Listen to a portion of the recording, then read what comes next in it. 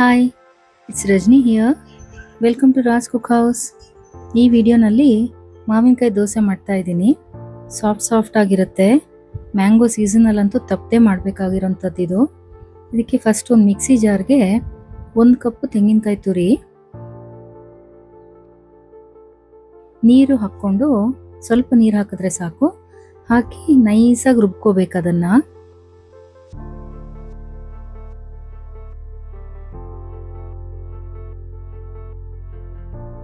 ನೈಸಾಗಿ ರುಬ್ಬಾದ್ರ ಮೇಲೆ ಮತ್ತೆ ಅದಕ್ಕೆ ಅರ್ಧ ಕಪ್ ಆಗುವಷ್ಟು ಸಕ್ಕರೆ ಅಥವಾ ಬೆಲ್ಲ ಯಾವುದಾದ್ರೂ ಹಾಕ್ಬೋದು. ನಾನು ಸಕ್ಕರೆ ಹಾಕ್ತಾ ಇದ್ದೀನಿ. ಅರ್ಧ ಕಪ್ ಸಕ್ಕರೆ ಹಾಕ್ಬಿಟ್ಟು ಮಾವಿನ ಹಣ್ಣು ಹಚ್ಚಿರೋದು, ಸಿಪ್ಪೆ ತೆಗೆದು ಹಚ್ಕೊಂಡಿರೋದು 1 ಕಪ್ ಹಾಕಿದ್ದೀನಿ. 2 ಕಪ್ ಬೇಕಾದರೂ ಹಾಕ್ಬೋದು, ಪರಿಮಳ ಜಾಸ್ತಿ ಬೇಕು ಅನಿಸಿದವರು. ಚೆನ್ನಾಗಿರುತ್ತೆ. ಮತ್ತೆ ಮಿಕ್ಸಿ ಆನ್ ಮಾಡಿಬಿಟ್ಟು ನೈಸಾಗಿ ರುಬ್ಕೋಬೇಕು. ರುಬ್ಬಿರೋ ಪ್ಯೂರಿನ ಪಾತ್ರಕ್ಕೆ ಹಾಕ್ಕೋಬೇಕು. ಹಾಕ್ಕೊಂಡು ಅದಕ್ಕೆ 1 ಕಪ್ ಆಗೋಷ್ಟು ಗೋಧಿ ಹಿಟ್ಟು, 1 ಕಪ್ಪು ಉಪ್ಪಿಟ್ಟು ರವೆ, ನಂತರ 1 ಕಪ್ ಆಗುವಷ್ಟು ಅಕ್ಕಿ ಹಿಟ್ಟು, ನಂತರ ಅರ್ಧ ಕಪ್ಪು ಮೈದಾ ಹಿಟ್ಟು ಹಾಕಿ ಅದಕ್ಕೆ ರುಚಿಗೆ ತಕ್ಕಷ್ಟು ಉಪ್ಪು, ನಂತರ ಅರ್ಧ ಸ್ಪೂನ್ ಆಗೋಷ್ಟು ಜೀರಿಗೆ ಪುಡಿ ಹಾಕಾದ್ರ ಮೇಲೆ ಮಿಕ್ಸ್ ಮಾಡಬೇಕು. ಅದನ್ನು ಮಿಕ್ಸ್ ಮಾಡಿ ಮಿಕ್ಸಿ ತೊಳೆದಿರೋ ನೀರಿರುತ್ತಲ್ಲ, ಮಿಕ್ಸಿ ಜಾರ ತೊಳೆದಿರೋದು, ಅದನ್ನು ಹಾಕ್ಬಿಟ್ಟು ಕನ್ಸಿಸ್ಟೆನ್ಸಿ ನೋಡಿಕೊಂಡು ಚೆನ್ನಾಗಿ ಮಿಕ್ಸ್ ಮಾಡಬೇಕು. ಲಮ್ಸ್ ಇರಬಾರ್ದು ಅದರಲ್ಲಿ. ಲಮ್ಸ್ ಎಲ್ಲ ಹೋಗಿ ನೈಸ್ ಆಗಬೇಕದು.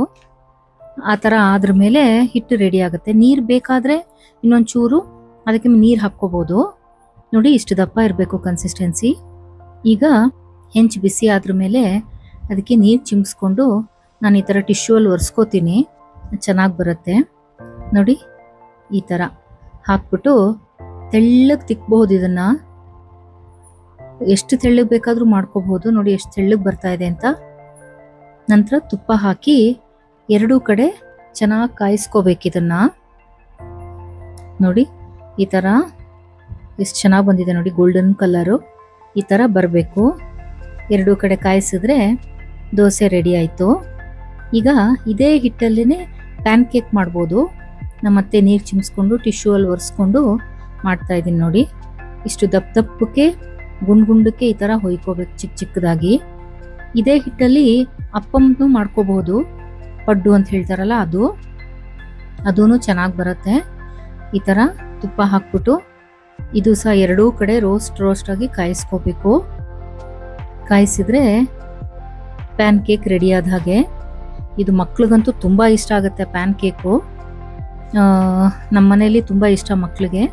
ನೋಡಿ, ಈ ಥರ ಇದಾದ್ರ ಮೇಲೆ ದೋಸೆ ಮತ್ತು ಪ್ಯಾನ್ ಕೇಕ್ 2 ರೆಡಿಯಾಗಿದೆ. ದೋಸೆಗೇನಿದ್ರು ನಾನು ಕಾಯಿ ಚಟ್ನಿ ಉಪಯೋಗಿಸೋದು, ಪ್ಯೂರ್ ಕಾಯಿ ಚಟ್ನಿ ಚೆನ್ನಾಗಿರುತ್ತೆ. ಹುರುಗಡ್ಲೆ ಎಲ್ಲ ಏನೂ ಹಾಕಲ್ಲ, ಪ್ಯೂರ್ ಕಾಯಿ ಚಟ್ನಿ. ಅದಕ್ಕೆ ಒಗ್ಗರಣೆ. ನಂತರ ಪ್ಯಾನ್ ಕೇಕ್ಗೆ ಮೇಲ್ಗಡೆ ಜೇನುತುಪ್ಪ ಹಾಕ್ತೀನಿ. Please like, share and subscribe.